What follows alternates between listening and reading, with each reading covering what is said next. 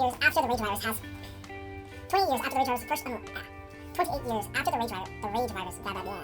28 years after the rage virus was first unleashed onto the world, or I guess technically Great Britain, mainland Britain to be exact, the world has been forced to adapt. While the film opens on a forsaken young man, we are quickly put into the future with our main characters of a young kid by the name of Spike and Jamie, his father, played by Craven the Aaron Taylor Johnson Hunter.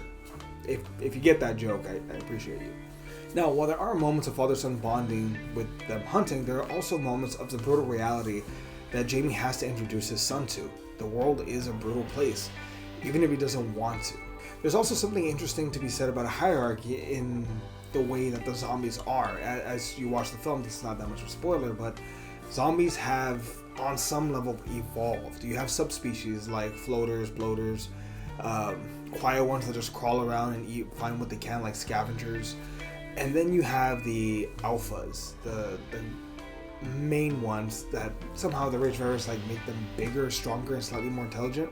They would have rallied zombies, and it's different. I don't think we've ever had a zombie film or a zombie film series that has actually had a hierarchy in the zombies where you have one that leads. I guess technically they're not zombies, it's a rage virus, but you get what I'm saying.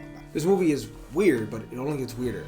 From there, we learn that the infected can mate and actually have babies that are seemingly healthy and potentially born immune.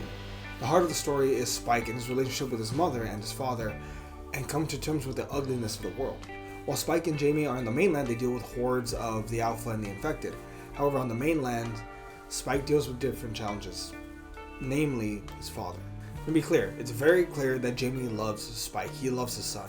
Upon the return, Jamie actually brags about his son in the town, but unfortunately, Spike realizes that his father is all too human. He sees Jamie with another woman while his mother is laid up in bed, sick. Spike is a clever young man. He's able to sneak himself and his mother off to go to the mainland to talk to Dr. Thomas Riddle. Again, if you get that joke, I appreciate you. There is something interesting in the way that the good doctor has life in order, trying to provide some level of dignity to those that have passed with a shrine to remember the fallen. It's not meant to terrorize, it's meant to be a memorial.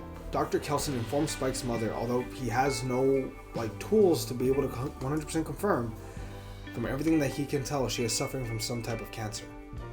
Kelson ends her life painlessly and with dignity, while allowing Spike to honor her in the way and try and process his grief. Spike ends up returning to the island to drop off the immune girl while his father tries to get him back. However, his son's already taken off for the mainland and decides that he needs to go explore and be on his own for a while. Now, there are a number of themes that are going on throughout this film, namely ideals between the father and son and the relationship and what it should be. Clearly, Jamie loves Spike and loves his wife. I'm not excusing his actions, but it's not that interesting to simply call him a bad guy. Jamie is clearly an important member of the community, and that has clearly played a role in him having an affair while his wife is sick in bed. Spike is too young to process all of these difficult things. Hell, when he meets a soldier and sees that his fiancée has lip filler, he thinks that it's an allergic reaction, and that's legitimately funny. A son challenges his father and calls him out for his actions. Although, and I'm just saying, maybe don't pull a knife on your dads. I'm just saying. Additionally, the idea of how we process trauma and grief in a world where death is literally around every corner. It's almost like a throwback to centuries ago where the mortality rate was in your 30s or 40s. And no life is not promised to some extent, so we must live while we can, simply. But the story is not about saving the world. It's about trying to protect a community from a world that is, for all intents and purposes, ugly. While I do expect the sequel to expand on the scope of the story, I do appreciate how this film was, for the most part, a proper sequel. It's not a straight up copy of the original, it's its own story, giving us characters to really latch onto and root for. While Aaron Taylor Johnson and Ralph Fiennes are clearly the biggest stars of this film, we primarily follow a young Alfie Williams in a career-making performance. Granted, he's young. I think he's only, 15, maybe 14 years old at the time of this recording.